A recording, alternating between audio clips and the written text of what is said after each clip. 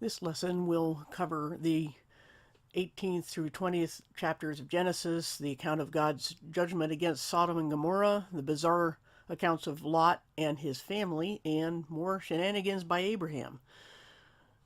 So we will start here with chapter 18, and we can see that what most interpret as what's called a theophany or manifestation or appearance of God, in this case by three people rather than one. And this is what a lot of commentators will take as representative of the Trinity.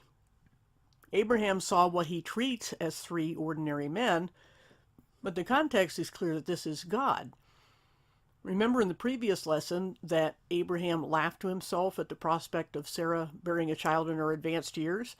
Now in verse 12, which I will show here, we see that Sarah laughed as well, also not out loud, yet God calls her out for this for some reason. Why he didn't call out Abraham, nobody knows.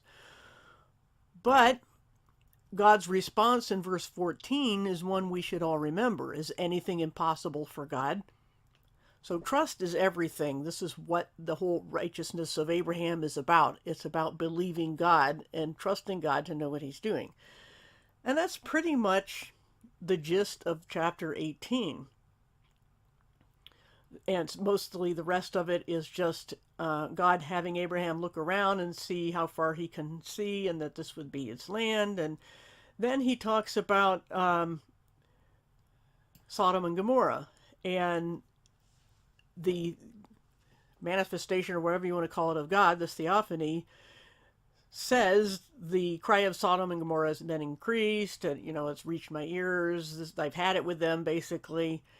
And he says, I will therefore go down and see if what I've heard is true, which is kind of a strange statement for God to make. But the next chapter will show that he sends angels down for this, that they are not him, that there's a different, they're described as angels rather than three men who talk as though they are God. And Abraham comes up to them and asks these questions about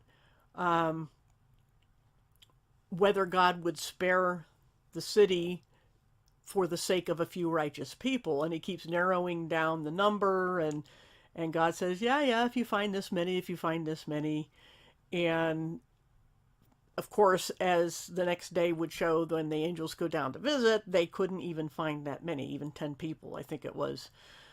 So, Abraham, the Lord, it says that these three men are the Lord, departed, and Abraham went back to his tent.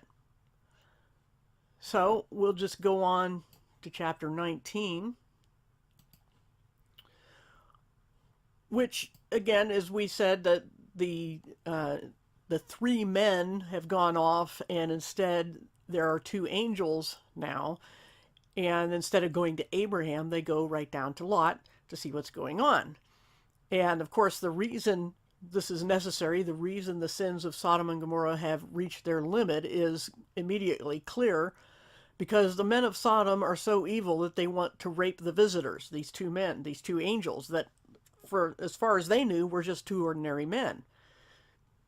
As was mentioned in an earlier lesson, these angels appeared to be ordinary men. This is how they always appear, and that's all that we get from the context as far as the description or how the men of Sodom treated them. They thought they were ordinary men. There's no way around that.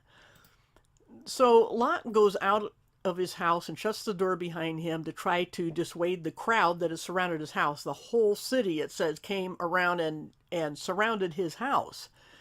But what he offers them in place of the visitors is his own daughters. The casual reader recoils in horror that any father would say such a thing, especially one that in 2 Peter 2:7 is called a righteous man who was distressed by the depraved people around him. So I checked the commentaries, as anyone would do, on this incident, and they generally argue that Lot was either bound by the social custom of protecting guests at any cost, even by only trading one sin for another that is deemed less offensive to that culture. And they note what Peter said about Lot being righteous, but they make excuses for Lot being less than perfect, so to put it kindly, since after all he had chosen to live there. So he had his faults, but some commentators are brave enough to not buy that excuse, but the fact is that we have nothing in this context to defend Lot, only the one in Peter that defends him. So just to add my own speculation to the mix, I would go with what I have seen is the minority view that Lot was only buying time, since he knew the men of Sodom were not interested in his daughters. That much is obvious. They wanted to rape the men. They were not there for his daughters. So if that's the case, then it would be like insulting someone who demands your car by offering your child's tricycle instead. In other words, he was just like, you shouldn't even be asking me this. I know I'll offer you something you don't want. And the reaction of the men of Sodom seems to support this scenario, since they say that not only will they defile the visitors, they'll do even worse to Lot. So they didn't take this well, and by this time the city had chosen to forget that it was only by virtue of Lot's uncle Abraham that they were still there at all. But that's also probably the only reason they had tolerated him living there, since they were known for hating all outsiders. So everything that history had told us about the area was that they did not take kindly to foreigners at all. So what was Lot doing there? Well, it probably had mostly to do with the fact that Abraham had rescued all of them, not just Lot. Why he was there before, no one can say, but I'm just taking what the text can give me here and what history can give me. And at any rate, at this point, none of that matters anyhow, because they were so incensed with Lot for not giving up his visitors to them and instead offering something they didn't want, his daughters, that all bets were off anyway, and they were going to force their way in. So at this point, the angels pull Lot back into the house and strike the men outside with blindness, who, it says, wore themselves out trying to find the door. That's how you buy time. They gave Lot a chance to plead with the men pledged to marry his daughters to come along out of the city. And I say pledged to marry because that's what the custom was, and you were considered married even if we were just pledged to be so. So the virgin daughters were pledged to be married, and Lot went out to try to persuade the men they were pledged to marry to come along with him. But they, the text tells us, reacted by saying that they thought he lost his mind, that they just laughed at him. But by morning, the angels had to literally drag out Lot, his wife, and his daughters by the hand so they wouldn't be destroyed. Even so, Lot begged the angels to let him stay in a little town nearby in spite of what the Sodomites had just tried to do to him. And remember, the Bible just honestly reports things. It doesn't necessarily explain or comment that what somebody is doing at the moment is bad or stupid or forgetful. So then fire and brimstone rained down from the sky over the whole area. This is by morning. But looking down here at verse 26... is where we encounter the account of Lot's wife becoming a pillar of salt. Some take the phrase looked back as more than just a quick glance, but rather a case of having second thoughts, as if she considered returning after the destruction was over. Either way, Scripture doesn't say that she was being punished by God for looking back. It's just that's there's sulfur raining down from the sky, and she might have just been in the wrong place at the wrong time. Who knows? But Jesus said in Luke 17:32 to remember Lot's wife, but only in the context of someone who starts down a path such as following him and then looks back and has second thoughts. That's the example he's using her as. So it isn't as though that God directly threw a lightning bolt at her, is kind of implied by the picture we were showing here at the start. Whoops, not that one. That the artist's drawing here has this lightning bolt pointing right at her, and she has lagged far behind the rest of the family. So, but that's speculation. So let's look quickly before we go on that at the archaeological evidence for any of this stuff happening. Um, they open the article with a statement about how ridiculous a lot of people think any of these stories are, but um, it says they have a field day with the biblical event because it not only involves God's supernatural workings and cataclysmic acts of nature, it also represents God's righteous judgment. That's the part that people don't like. Even some, as they point out, Christian writers don't like this, or Christians in general. But if there's evidence, then it's not so ridiculous after all, and there is evidence. And here's a very brief, sketchy map of the area, but this name up here is thought to be the more modern name of the area that was Sodom and Gomorrah. In this area, here's the Dead or Salt Sea. And this area, they say, has fault lines and a large deposit of, I think they called it bitumen or something like that, something very flammable, and that it's buried under a large amount of this kind of material and debris, and then they've dug down and found evidence of cities there because they happen to notice in the area that a lot of well-preserved artifacts were being flooded into the black market, and so that's a tip-off that somebody has discovered an ancient site, and so they went looking, and sure enough, that's what they found. That's what they're saying here about Jordanian authorities in the early 1970s. And so that led them to an what they call early Bronze Age graveyard on the southeastern side of the Dead Sea that was being plundered, and they followed these dry river beds in that area, and they identified 5 ruined cities that appear to be the cities of the plain mentioned in Genesis 14:8. That we, have seen that already. But the most prominent and northerly one was called this name, this whatever you pronounce it, and that's the Arabic for Sodom. So then they go on to list the other cities and where they're situated on something called the Dead Sea Rift, a major plate boundary. They speculating, but still it has merit, that God's command the rift ruptured, spewing great quantities of liquid and gaseous hydrocarbons high into the atmosphere, and these ignited, setting the whole region ablaze and covering it with fire and brimstone. The more popular secular theory is that it was asteroids or a meteor shower of some kind, but that offers just an excuse to reject the supernaturalness of this event. They can say, well, they just thought God was angry and it was just a meteor shower or whatever, but we have, the evidence is not necessarily that, but that it also had to do with what was underground. And so it was lit up and fire and smoke, as we saw in the text, and they say that here, that Abraham saw this from Mamre, about 20 miles away. And they say it doesn't come from a point source, such as a meteor hit or something like that, and it would be extremely unusual for a whole shower of meteors to actually hit the ground and cause extensive damage.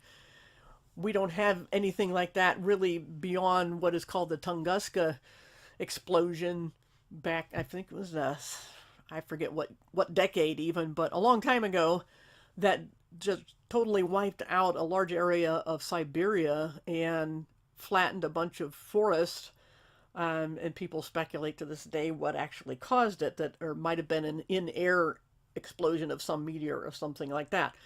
This evidence for this area is not that there was a single point.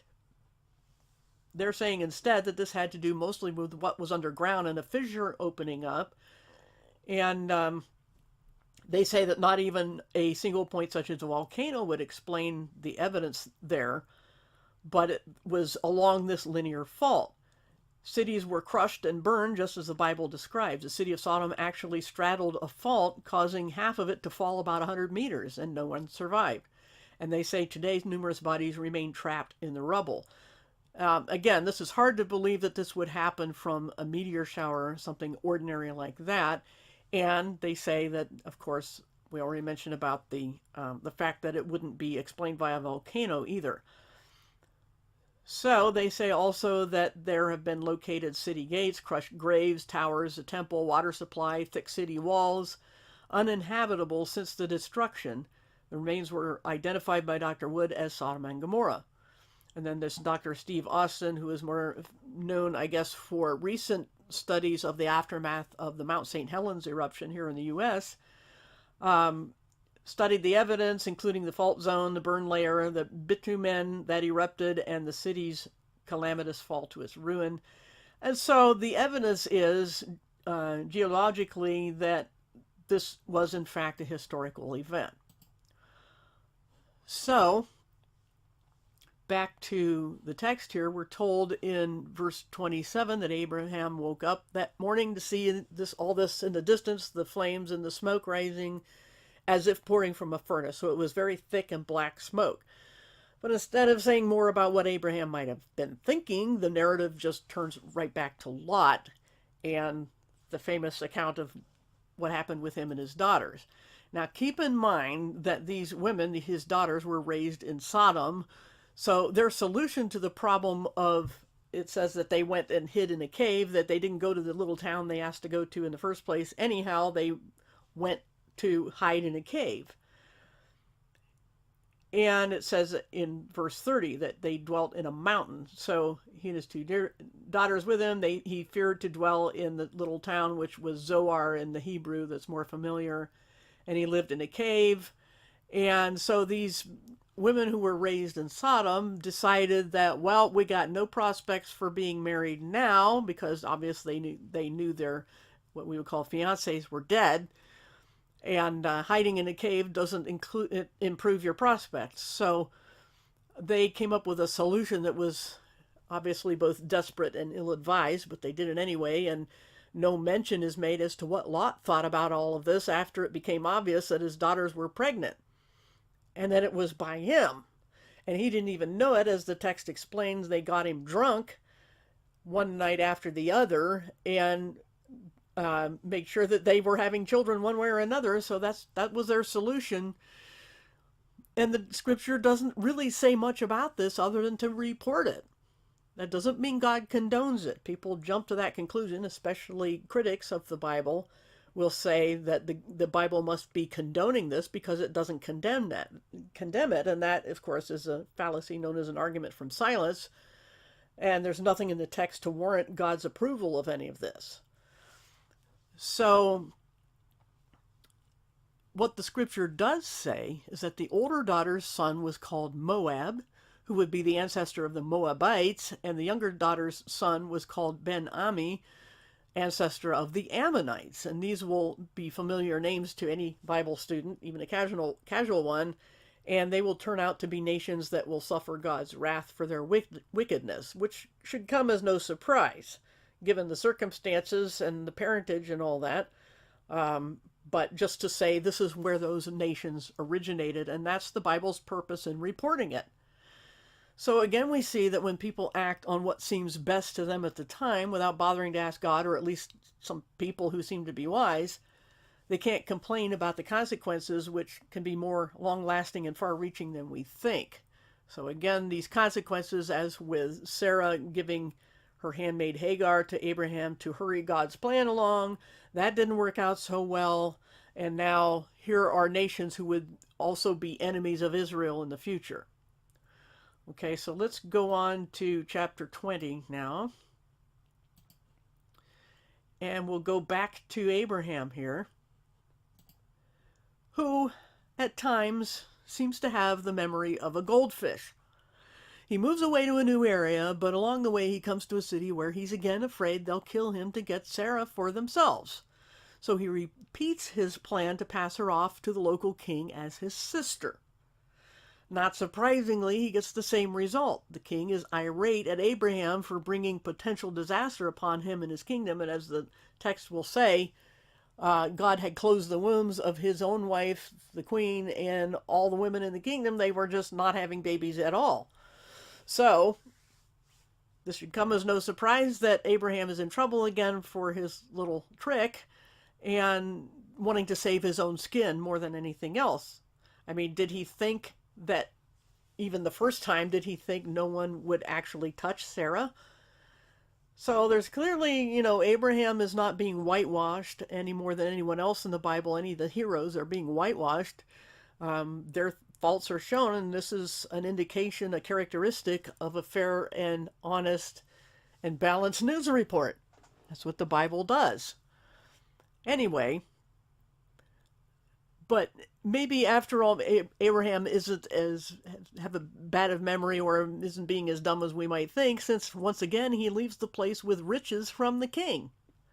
So they're paying him off, and he's becoming very rich as a result. It's not the kind of business plan I'd recommend, but maybe that's why I'm not rich. But anyway, it's interesting to note that that after this, as he's sending them off, the king admonishes Sarah and her handmaids to tell the truth from then on, after Abraham said that he told her to tell this half-truth wherever they go. In other words, it was in spite of the result the first time, Abraham wants to keep repeating this over and over because obviously he's getting rich by it, even though there's always the risk at Sarah's expense that she will be married off to some foreign king. Go figure. That's all I can say. But he tells them to tell the truth, and as far as I can recall, there's going to be no more instances of this sort of thing.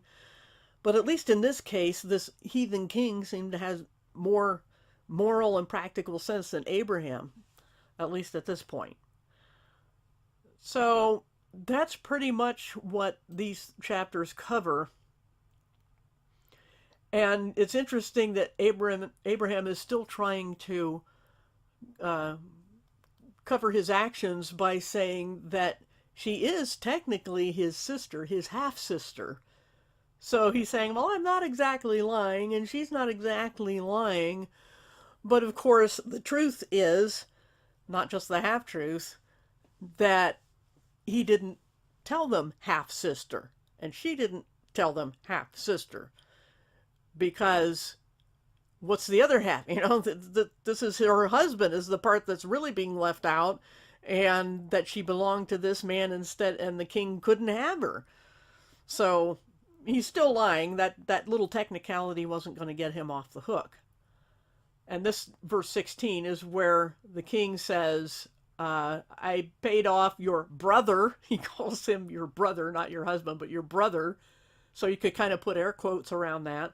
1,000 pieces of silver, and that's the price of all this, whatever thy countenance means, of seeing a covering of the eyes. That's kind of an obscure phrase in either language, but and all the women with you, and speak the truth in all things. That's what he says. But I think it's just kind of funny that he calls Abraham her brother, because that's what they've been trying to pass her off as, his sister. So he's going, okay, take your quote, quote, brother, and go and take this money and get out of here and stop lying. Because, the king wasn't stupid, and he wasn't buying this lame excuse from Abraham. So everybody was healed, Abraham's richer, and off they go. But that's all there is for this lesson. In the next one, that the narrative will return to the issue of Sarah having her own child. We'll finally get back to that. So obviously time had to pass, 9 months. But again, there will be more tension with Hagar and her son.